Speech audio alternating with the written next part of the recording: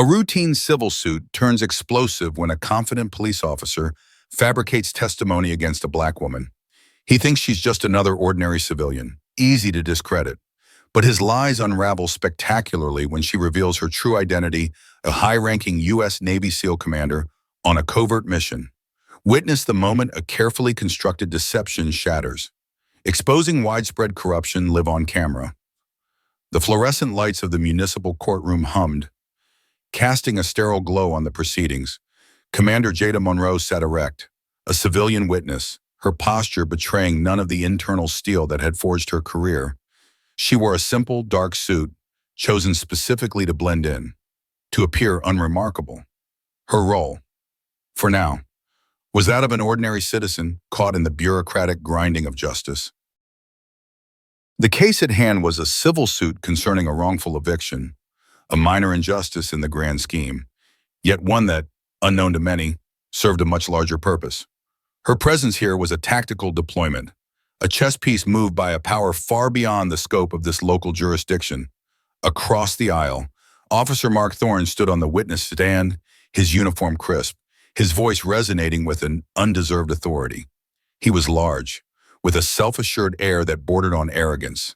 He was testifying about an incident that had escalated during the eviction, an incident he had deliberately mischaracterized in his official report. Thorne, a known figure in the precinct for his aggressive tactics and a history of complaints dismissed without consequence, had targeted Jada the day of the incident. He saw a black woman, alone, asserting her rights, and he had seen an opportunity to exert control, to fabricate a narrative that served his own twisted sense of order. He believed she was just another face in the crowd, easily silenced, easily dismissed. And on the day in question, Officer Thorne, the opposing counsel, a sharp older man named Mr. Harrison, prompted, "Can you describe the demeanor of the defendant's associate, Ms. Monroe?" Thorne puffed out his chest. She was aggressive, uncooperative, interfering with a lawful eviction, shouting obscenities, resisting verbal commands. His gaze flickered towards Jada, a smirk playing on his lips. He leaned into the microphone, his voice dripping with feigned sincerity. She attempted to incite the crowd, to turn a civil matter into a confrontation. It was a clear attempt to obstruct justice, and I was forced to restrain her. A ripple of low murmurs spread through the small gallery. Jada remained impassive, her face a mask. She had anticipated this. This was the opening move. Her mission was to observe, to allow the lie to solidify, to allow the trap to be sprung. The legal team she was covertly working with, a unit from the Judge Advocate General's Corps JAG, had warned her of Thorne's established pattern. He lied, he exaggerated, he used his badge as a shield, and more often than not, he got away with it. Mr. Harrison, a veteran of these skirmishes, continued, "And was Ms. Monroe physically aggressive towards you?" Officer Thorne nodded emphatically. "Absolutely, she lunged. She attempted to strike me. It was a dangerous situation. I had to use necessary force to subdue her."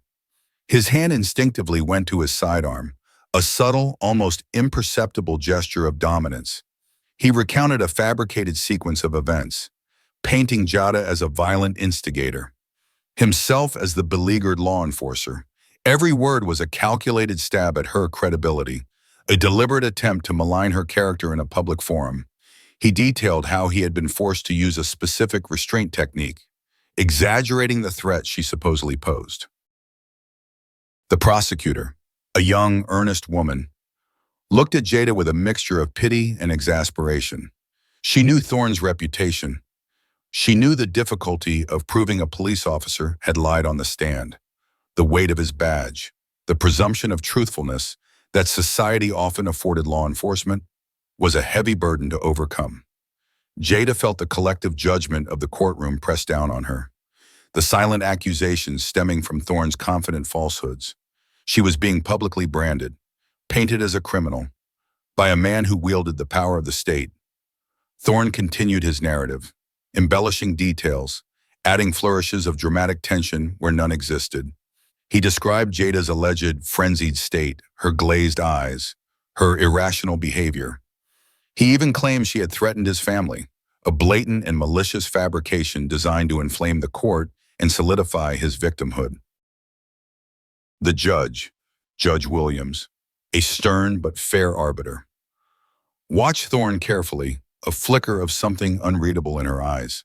She had presided over many cases involving Officer Thorne, and a pattern of questionable testimony had begun to emerge.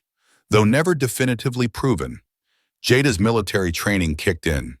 She compartmentalized the rage that threatened to bubble to the surface. Her breath remained even, her heart rate steady. This public humiliation, this calculated assault on her reputation, was part of the plan. It was the setup. The deeper Thorne dug his hole of deceit, the more catastrophic his eventual fall would be. She was a ghost in this courtroom, a shadow awaiting the precise moment to reveal her true form. The true objective wasn't this civil case. It was Thorne himself and the corrupt network he represented. She knew, with chilling certainty, that the full weight of her authority, her years of training, and the classified resources at her disposal were about to descend upon this man. His lies, intended to bury her, would instead become the very shovel that buried him. The tension in the room was palpable, a suffocating blanket of false accusations. And Jada, outwardly calm, felt the quiet hum of an impending storm. Jada's focus sharpened, not on the sting of Thorne's words, but on the meticulous details of his lies.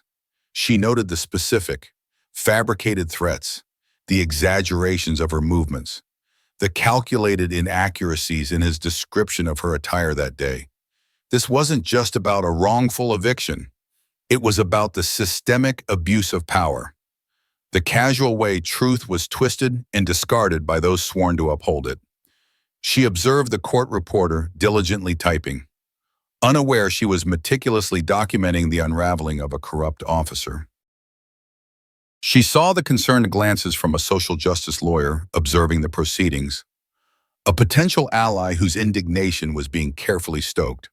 Thorne's performance was convincing to anyone who didn't know the truth, to anyone who trusted the badge. He had effectively portrayed her as an aggressor, an unruly civilian deserving of his heavy-handed response. The public targeting was complete. The ground had been laid. Officer Thorne concluded his testimony with a flourish, a self-satisfied nod toward the jury box. As if seeking their silent commendation for his supposed bravery, he stepped down, replaced by Mr. Harrison, Jada's attorney, who began his cross-examination. Harrison's questions were precise, cutting, but Thorne, practiced in evasion, parried them with smooth, rehearsed denials. He refused to admit any inconsistency, any lapse in protocol, any deviation from his fabricated narrative. He even went so far as to subtly imply Harrison was harassing him, attempting to turn the tables and paint himself as the victim of a biased legal system. The judge had to intervene, reminding Thorne to simply answer the questions. Jada watched, a silent observer of this carefully orchestrated deceit. Her initial plan had been to allow the JAG team to introduce her credentials later, as a calculated counterpunch. But as Thorne's lies grew bolder, more insulting, a different strategy began to form in her mind, a more direct, immediate approach. She saw the weary resignation in Mr. Harrison's eyes, the quiet skepticism of some jurors, and the outright belief of others swayed by Thorne's confident delivery. The narrative was solidifying against her, and that was unacceptable. The mission was about justice. Yes, but it was also about sending a clear, undeniable message. Mr. Harrison, sensing the futility of extracting a confession from Thorne, finally turned to Jada. Ms. Monroe, please approach the stand. Jada rose, her movements fluid and deliberate, the slight shift in her demeanor, the subtle tightening of her jaw, went unnoticed by most. But a few keen observers in the room, the hidden SEAL agents, the military lawyer from JAG Corps now observing from the back, and Judge Williams herself, registered it as she walked. Her gaze met Thorne's for the first time. A flicker of uncertainty crossed his face. His smirk wavered. He still believed she was just a civilian, but something in her eyes, a depth of resolve he hadn't seen before, made him momentarily uneasy. She took the oath, her voice clear and steady. "I do," Mr. Harrison began. "Ms. Monroe, can you tell the court your account of the events on the day in question?" Jada took a deep breath, not for herself, but for the impact of what she was about to do. "Yes, Mr. Harrison. Before I recount the events, I believe it's imperative to clarify certain aspects of my professional background, as Officer Thorne's testimony directly impugns my character and implies I was acting in an aggressive, irrational, and civilian capacity." A ripple of confusion went through the courtroom. Thorne, still seated nearby, scoffed audibly. "What's her background got to do with anything? She's just a witness." Judge Williams quieted him with a stern glance. "Officer Thorne, you will refrain from interrupting Miss Monroe. Proceed." Jada turned slightly, addressing the judge directly, her voice now carrying an undeniable authority that seemed to fill the room. "Your Honor, my identity was deliberately masked for the purposes of an ongoing classified investigation. But Officer Thorne's blatant fabrication of facts has necessitated an immediate disclosure. My official title is Commander Jada Monroe, and I am a commissioned officer in the United States Navy, specifically attached to Naval Special Warfare Command." A collective gasp swept through the courtroom. The air crackled. The court reporter stopped typing, her fingers hovering over the keys. The prosecutor's jaw dropped. Thorne's face, a moment ago smug, went white, then mottled with a dark flush. His eyes widened in disbelief, then fear. "Naval Special Warfare," Judge Williams repeated, her voice hushed, a slight tremor in it. Jada nodded, her gaze unwavering. "Yes, Your Honor, for the past 12 years, I have served as a United States Navy SEAL. My current assignment is to the Office of Naval Intelligence, specifically leading a highly sensitive joint task force focused on combating corruption and abuse of power within public institutions, often requiring deep cover operations." The murmurs in the gallery erupted into a controlled chaos. News reporters, previously bored by the civil suit, began frantically scribbling. Cell phones, strictly forbidden, were subtly pulled out, recording the unfolding drama. This wasn't just a revelation. It was an explosion. A high-ranking Navy SEAL, operating undercover, now publicly exposed as a target of a local police officer's fabricated testimony. "Furthermore, Your Honor," Jada continued, her voice gaining momentum, "my presence at the scene of the eviction, and indeed my current appearance in this court, was not as a mere civilian witness. I was deployed under the direct authority of a federal military court, working in conjunction with the Department of Justice, specifically investigating a pattern of civil rights violations and documented misconduct, including the deliberate fabrication of evidence by officers within this very precinct, specifically Officer Thorne." Thorne stumbled from his seat, his face contorted in a mixture of terror and rage. "That's a lie!" "She's lying. This is insane." Two men in the back, previously inconspicuous, moved forward, their movements precise and coordinated. They were Jada's hidden SEAL support. Now revealed, their presence was a silent, undeniable confirmation. "Your Honor," Jada stated, her voice cutting through the din, "I have secured and can present to this court irrefutable classified intelligence, digital forensics, and corroborating sworn testimonies from whistleblowers within Officer Thorne's own department, detailing his pattern of falsifying reports, fabricating probable cause, and targeting vulnerable citizens. These are not merely accusations.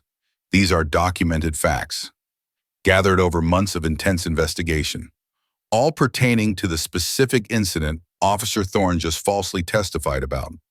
My mission was to allow him to fully commit to his false narrative, to lay bare the extent of his deception under oath, before revealing the full scope of the investigation. The full truth, Your Honor, is now ready to be disclosed." The courtroom fell into a stunned silence, broken only by the rapid clicks of cameras, the weight of Jada's words. The sudden, seismic shift in power crushed the atmosphere.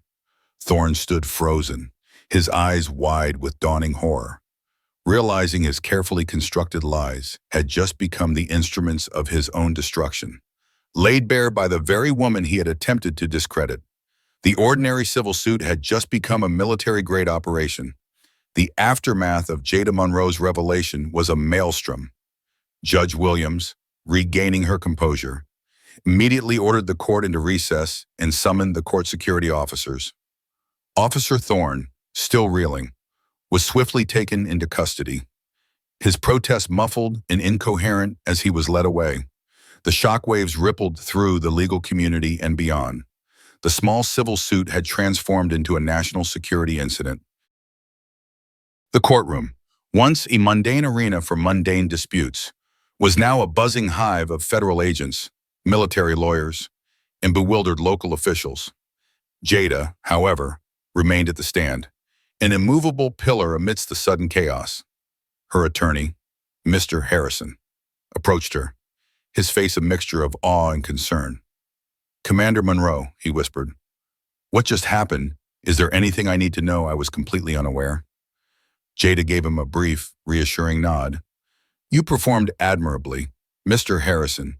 Your unawareness was crucial to the integrity of the operation. The immediate focus is on securing all evidence and ensuring full cooperation from the relevant agencies." Within minutes, the courtroom was cleared of spectators, leaving only key personnel, Judge Williams, Mr. Harrison, the military lawyer from the JAG Corps, the two covert SEAL agents now openly standing but Jada, and a handful of stunned court staff. A federal marshal arrived, grim-faced, assessing the situation. "Commander Monroe," Judge Williams began, her voice now sharp with purpose, "this is an unprecedented development. What exactly do you require from this court?" "Your Honor," Jada responded, her voice resonating with authority, "I require a temporary federal injunction to secure all electronic and physical records pertaining to Officer Thorne's entire service record, specifically focusing on his disciplinary actions, past testimonies, and internal complaint filings. Furthermore, I request the immediate impoundment of all departmental body camera footage from the day of the eviction incident, along with any relevant dash cam footage and precinct communications logs. We have intelligence indicating a coordinated effort to suppress or alter these records." The request hung in the air, heavy with implication. It wasn't just Thorne, it was the entire system enabling him. "This is a massive undertaking, Commander." The federal marshal interjected, his voice tinged with skepticism. "Are you implying systemic corruption within this department?" "I am stating that our investigation has uncovered significant evidence of a pattern of misconduct, involving not just Officer Thorne, but also individuals in supervisory roles who have actively shielded him from accountability." Jada stated directly, "This extends beyond individual acts. It indicates a network of complicity. My team has been working covertly for months, gathering proof. Officer Thorne's testimony today was the final, public validation of his willingness to perjure himself to cover his abuses, and it provided the necessary grounds for a formal, public escalation of our findings. The real pushback began then, not from Thorne, who was now safely incarcerated, but from the unseen hands that had protected him. Within the hour, calls began flooding into Judge Williams's chambers. Lawyers from the city attorney's office, representatives from the police union, and even a high-ranking official from the mayor's office began to exert pressure. Their arguments were varied concerns about jurisdictional overreach, claims of a witch hunt, warnings about public unrest, and thinly veiled threats about the optics of a military operation targeting local law enforcement. One particularly aggressive city attorney, a Ms. Ramirez, arrived in person, demanding an immediate hearing. "Your Honor," she argued, her voice tight with indignation, "this Commander Monroe, despite her impressive credentials, has no direct authority to interfere with a local police department. This is a civilian matter, not a military one. Her claims are unsubstantiated, and her actions threaten to destabilize public trust in our institutions." Jada faced Ms. Ramirez, her composure unshakable. "My authority, Ms. Ramirez stems from a federal military court order approved at the highest levels of the Department of Justice. Our investigation is not an interference. It is a direct response to documented breaches of civil rights and abuses of power that undermine the very fabric of justice. We are not here to destabilize anything. We are here to restore integrity where it has been eroded. This smells of a personal vendetta, Ms. Ramirez retorted, her eyes narrowed. You were the one accused. After all, it looks like you're simply using your position to exact revenge. This was the true betrayal, the insidious attempt to twist Jada's pursuit of justice into a personal crusade, to discredit her by questioning her motives. They were trying to push her to react emotionally, to lose her professional detachment. Jada's voice remained calm, but with an edge of steel. My involvement was a calculated part of an ongoing federal investigation. Ms. Ramirez. My personal discomfort, however brief, was a necessary sacrifice to expose a pattern of corruption that has harmed countless citizens. My commitment is to justice, not revenge, and unlike Officer Thorne, every statement I make is verifiable with irrefutable evidence, much of which was gathered precisely because he was allowed to expose the full extent of his deception under oath. The phone calls escalated into veiled warnings. Think of your career, Commander. One anonymous caller, clearly a powerful figure, had insinuated to the JAG lawyer, "Rocking this boat will have consequences."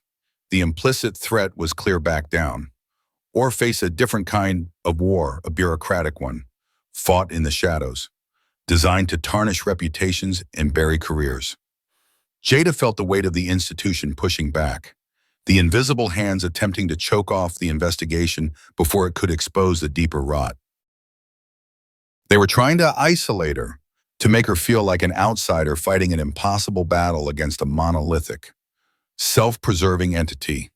Every document request was met with resistance. Every official asked for cooperation suddenly became unavailable. The betrayal was evident in the silence.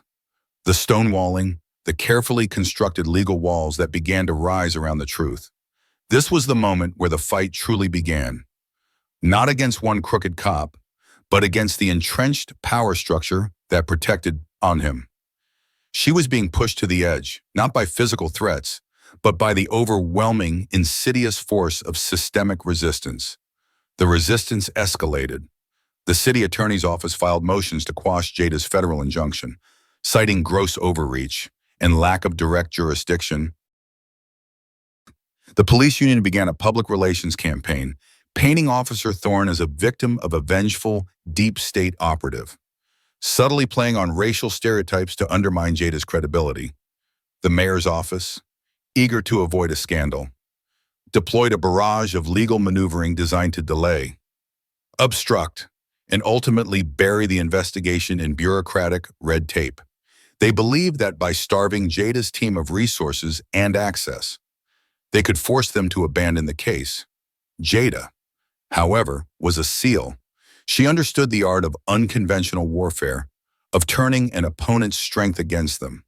The bureaucratic stonewalling, the public smear campaign, the legal delays, these were their weapons. But they had underestimated her. And critically, they had underestimated those around her who observed the quiet injustice. Her first unexpected ally emerged from within the courtroom itself, the court stenographer. A quiet, unassuming woman named Miss Evans. Miss Evans had meticulously recorded every word of Thorne's perjured testimony, every damning detail of Jada's revelation, while the city attorney was busy trying to seal the courtroom records. Ms. Evans, a longtime observer of judicial misconduct, took a quiet act of defiance. She secretly made a copy of the entire transcript of the day's proceedings, including Jada's shocking unmasking and Thorne's subsequent arrest. This wasn't just any transcript, it was the unfiltered, real-time record of a powerful police officer's public downfall. She then anonymously mailed a copy, along with a tip, to an investigative journalist known for his relentless pursuit of police corruption, a man she knew wouldn't hesitate to expose the truth. This was not revenge, but a quiet act of justice, a refusal to be complicit in the cover-up. Next, the social justice lawyer, Ms. Anya Sharma, who had been observing the civil suit, stepped forward. She had initially been an ordinary observer, but Jada's revelation ignited something within her. Ms. Sharma was known for her aggressive, public advocacy against police brutality and systemic racism. She saw in Jada's case a powerful opportunity to expose the very injustices she fought against daily, ignoring the subtle warnings from her peers to stay out of the military-police conflict. Ms. Sharma decided to leverage her network. She organized a grassroots protest outside the courthouse, drawing local media attention and amplifying the narrative that was being suppressed. She contacted families of other alleged victims of Officer Thorne, encouraging them to come forward, creating a groundswell of public pressure that the city attorney's office couldn't easily dismiss.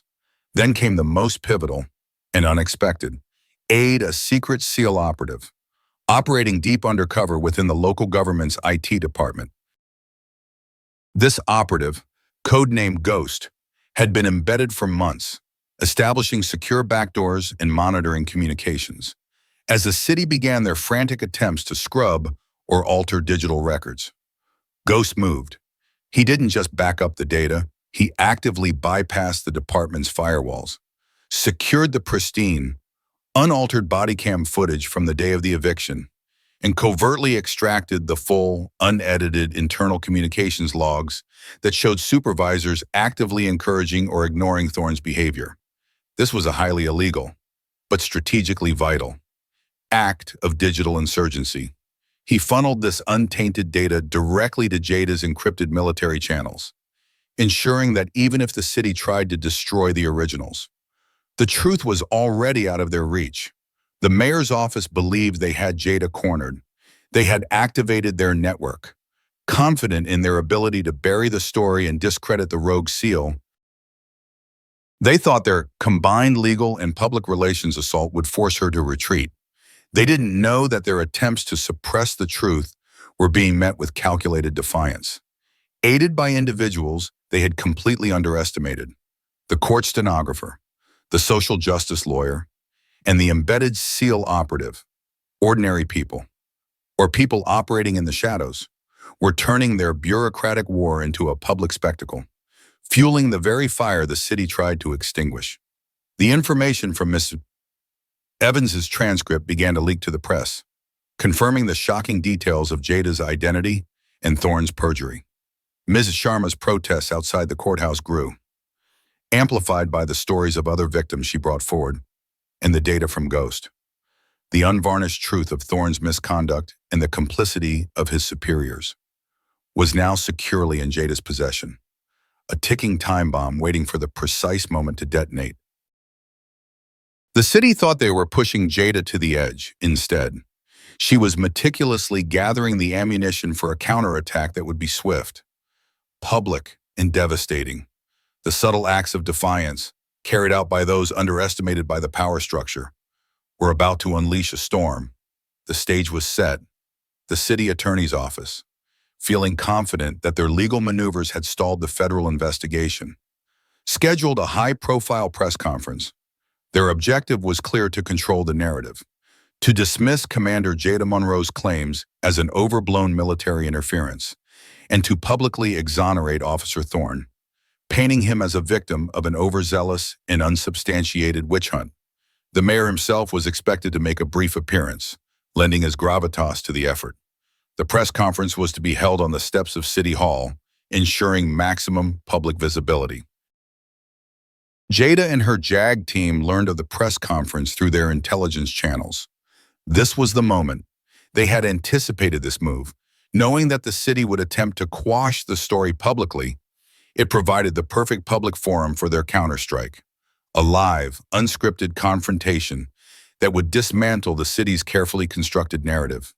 The day arrived, bright and clear, yet charged with an almost palpable tension.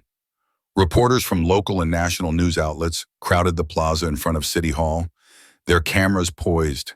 City Attorney Ramirez, flanked by stern-faced police union representatives and a visibly uncomfortable chief of police, approached the podium. The mayor, stepping forward to offer a brief statement, began by praising the brave men and women of our police force and subtly condemned unwarranted intrusions from outside agencies. Ms. Ramirez took the microphone, her voice firm and authoritative. We are here today to address the egregious accusations leveled against Officer Mark Thorne and the integrity of our police department by an individual claiming federal authority. Our investigation has found no credible evidence to support these claims. We believe this is an unfortunate misunderstanding, a jurisdictional dispute that has been sensationalized. Officer Thorne has a commendable service record, and we stand by him and his integrity. As she spoke, Ms. Anya Sharma's organized protest had begun to gather on the periphery of the press conference. Chants of justice for Jada exposed the truth, and no justice, no peace started to rise. A growing crescendo that Ms. Ramirez struggled to ignore. Suddenly, a black, unmarked SUV pulled up silently to the curb. A few feet from the assembled press, the doors opened and Jada Monroe emerged, flanked by the two SEAL operatives. She was no longer in civilian attire. She wore a sharp, dark navy uniform, complete with her commendations and rank insignia. Her posture was ramrod straight, her expression unyielding. Behind her, a military lawyer from the JAG Corps carried a secure, hardened briefcase, the sight of a uniformed Navy SEAL commander. Deliberately confronting the city's official narrative, sent a shockwave through the assembled media. Every camera immediately swung towards her. "Commander Monroe," shouted a reporter. Breaking through the press conference's decorum, Jada strode purposefully towards the podium. Her steps measured. Ms. Ramirez, startled by her sudden appearance, tried to block her. "Commander, this is a private press conference. You have no right to interfere." Jada ignored her, her gaze fixed on the array of cameras. She calmly reached into the briefcase held by the JAG lawyer, extracting a series of large laminated documents. "My right, Ms. Ramirez, stems from the authority of a federal military court and the direct orders of the Department of Justice to expose systemic corruption." Her voice, projected without a microphone, cut through the noise, clear and commanding. She held up the first document. "This is a sworn affidavit from a whistleblower within this police precinct, detailing Officer Thorne's systematic falsification of reports and abuse of power over the past 5 years. It specifically references the incident for which he perjured himself in court." She then displayed another document. "This is a comprehensive forensic analysis of the body camera footage from the day of the eviction. Footage that your department initially claimed was corrupted or unavailable.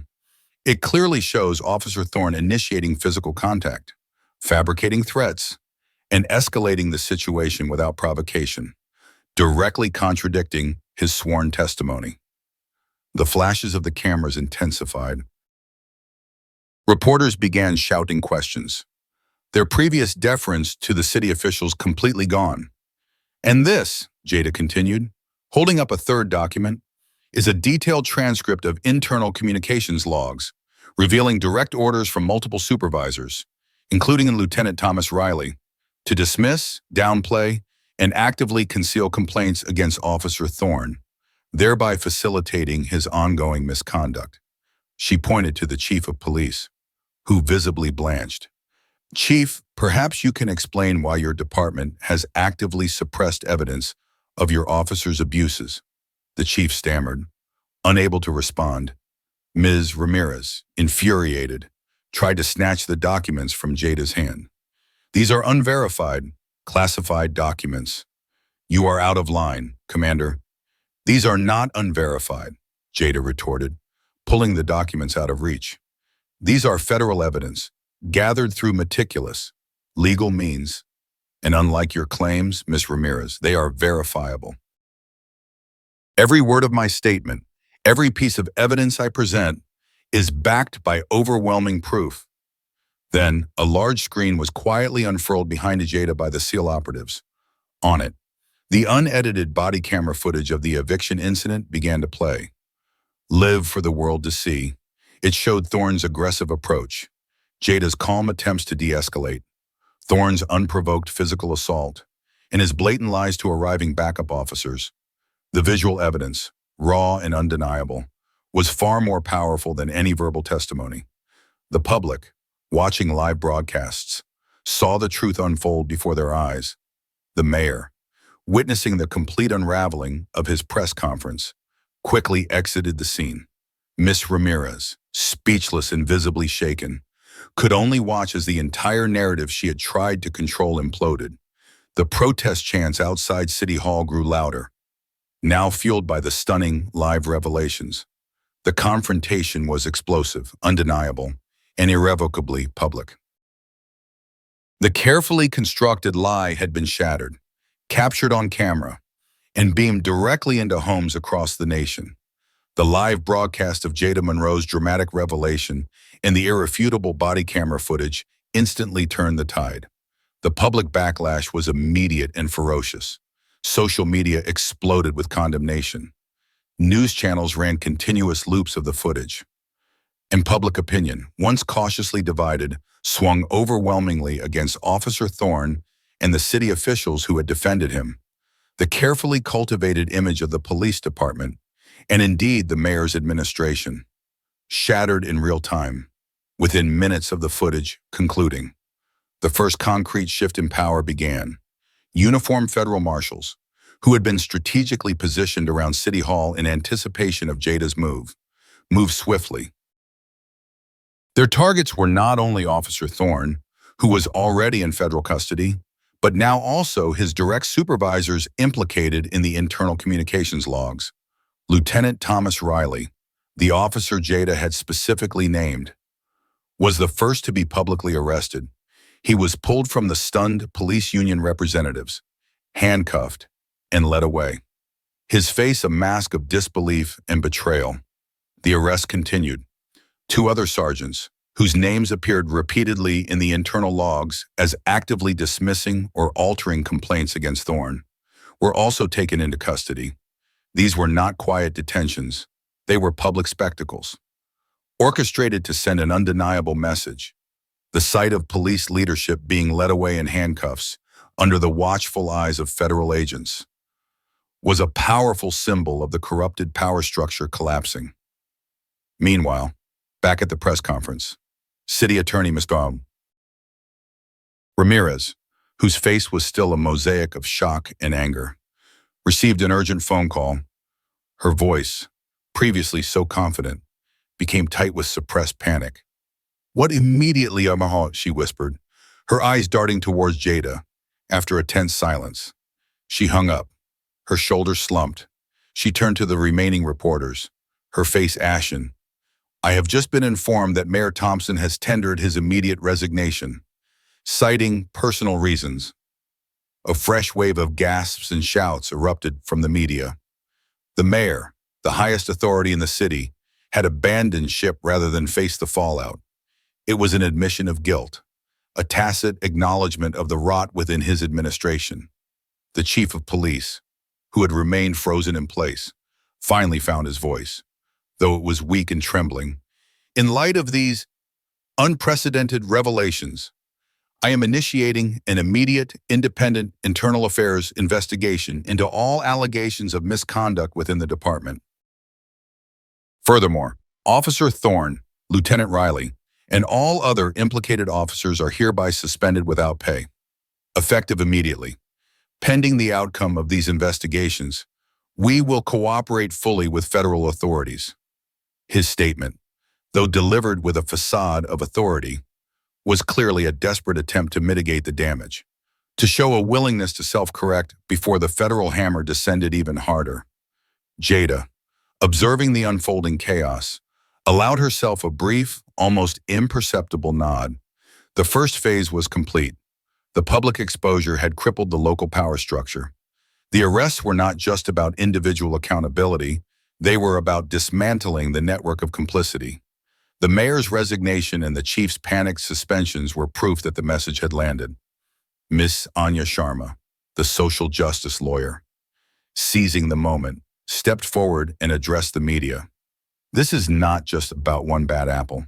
Ladies and gentlemen, this is about systemic corruption, about institutions that protect their own over the rights of citizens, This is a victory for accountability, but it is only the beginning. We demand full transparency.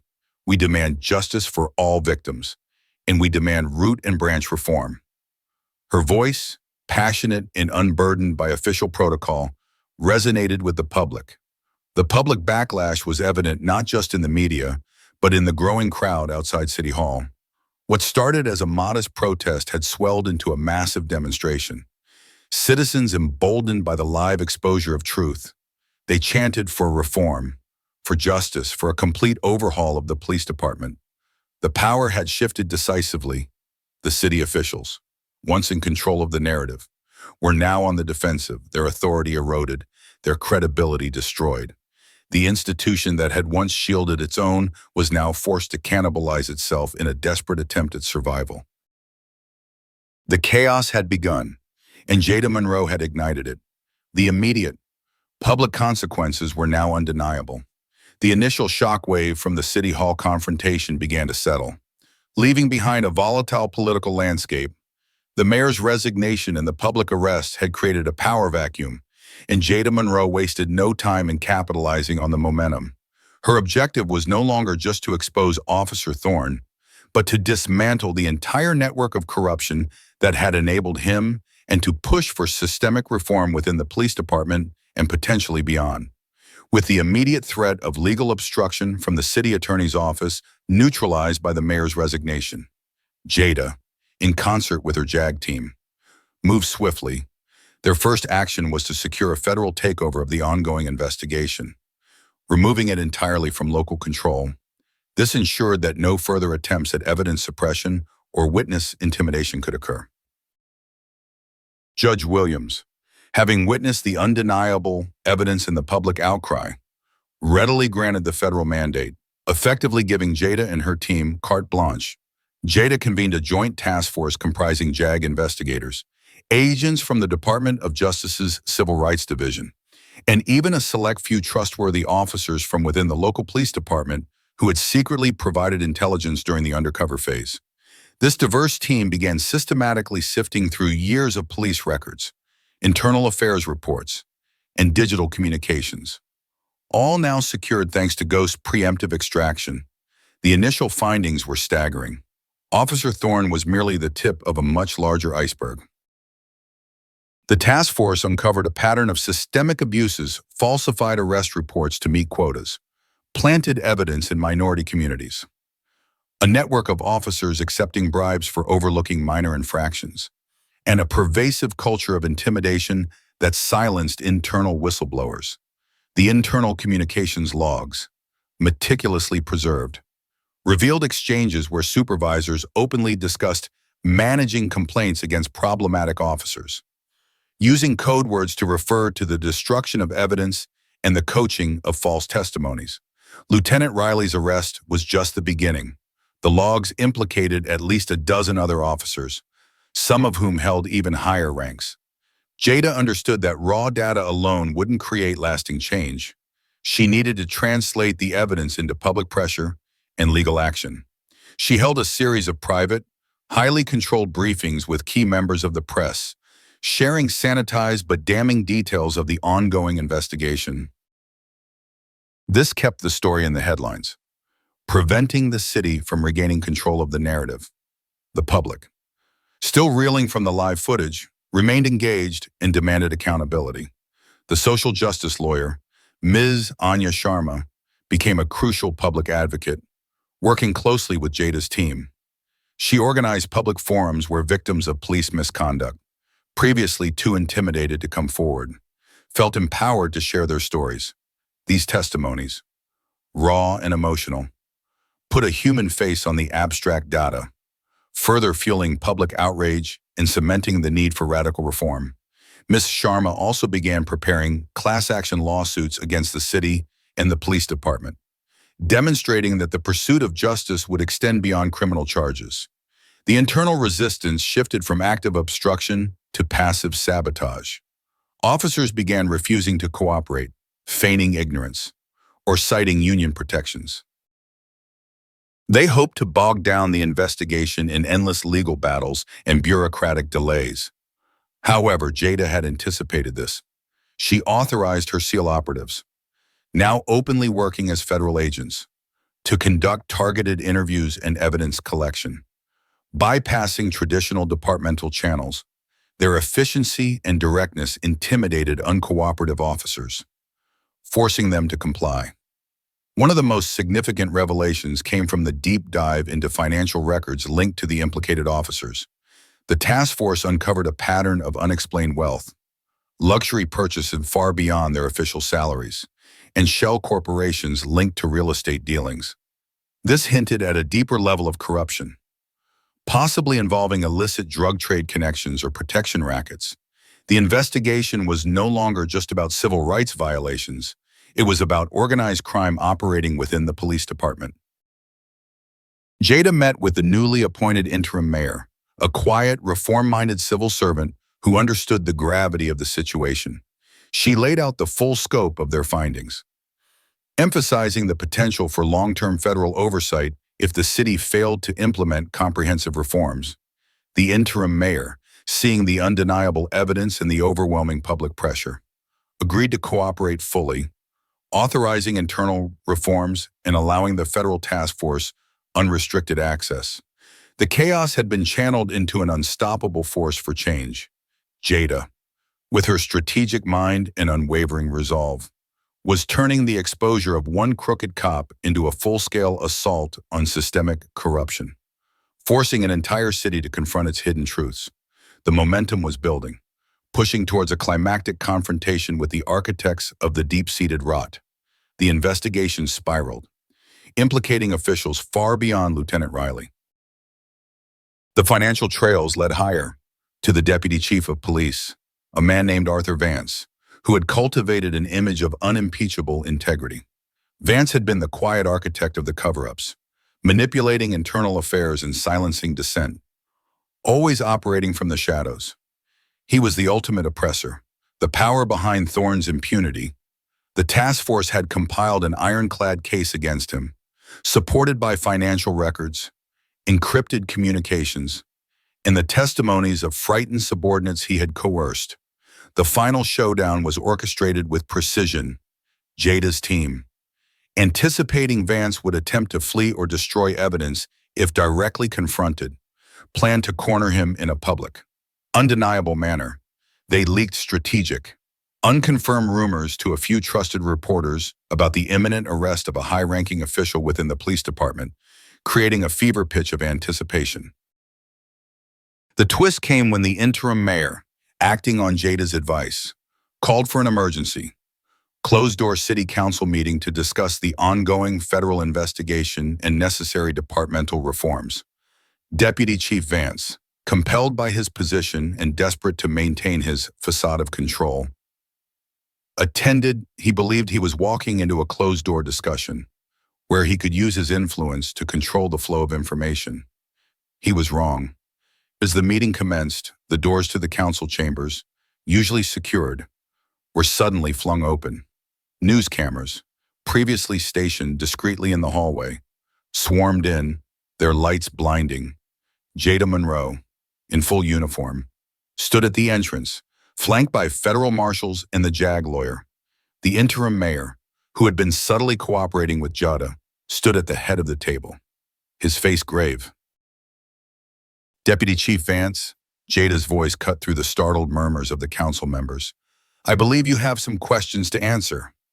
Vance's face, initially a mask of confusion, quickly shifted to one of pure, unadulterated fear. He recognized the trap. Commander Monroe, what is the meaning of this? This is a private meeting, he stammered, attempting to regain his composure. Jada stepped further into the room, a tablet in her hand. It ceased being a private meeting the moment you and your associates engaged in a systematic conspiracy to obstruct justice, protect criminal activity, and violate the civil rights of this city's citizens. We have irrefutable evidence. Deputy Chief, evidence of your illicit financial dealings, your direct orders to destroy evidence, and your coercion of subordinates to perjure themselves.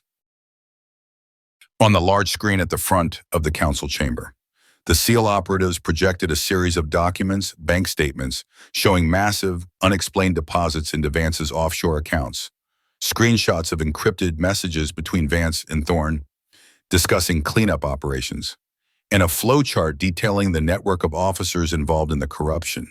The evidence was damning, undeniable, and presented in stark, visual terms for the council members and, crucially, for the live cameras now broadcasting the scene. We also have sworn testimony from multiple officers. Deputy Chief Vance, the JAG lawyer added, his voice steady, who have detailed your threats and intimidation tactics to keep them silent. They have chosen to cooperate with the federal investigation. Vance attempted to rise, his eyes darting frantically around the room, searching for an exit, for an ally. But there were none. The council members looked at him with a mixture of horror and betrayal. His carefully constructed empire of lies, Justice, was crumbling in front of the world. Deputy Chief Arthur Vance, Jada stated, her voice ringing with finality. You are under arrest for racketeering, conspiracy to obstruct justice, and multiple counts of civil rights violations. Before Vance could utter a coherent protest, federal marshals moved in, cuffing him. The camera flashes exploded, capturing the image of the city's second highest-ranking police official being led away in disgrace. The image was plastered across every news outlet, a definitive symbol of the sweeping change brought about by Jada's actions. In the ensuing weeks, the entire police department underwent a radical transformation. The federal investigation continued, leading to more arrests and resignations. The city, under the guidance of the interim mayor and pressure from Ms. Anya Sharma's ongoing public advocacy, implemented wide-ranging reforms, mandatory body camera usage with immediate public access, independent oversight boards, and comprehensive retraining on de-escalation and civil rights. Commander Jada Monroe, initially an unknown, undercover operative, became a national symbol of resistance against corruption and a champion for accountability. She delivered public addresses, not as a civilian witness, but as a high-ranking military officer, detailing the importance of vigilance against abuses of power. Her actions inspired citizens across the country to demand transparency and justice from their own institutions. She had not only outmaneuvered the oppressors, but had turned their hubris into their undoing, leaving behind a legacy of transformative change. Her mission was complete, and the impact resonated far beyond the confines of a single courtroom or a single city.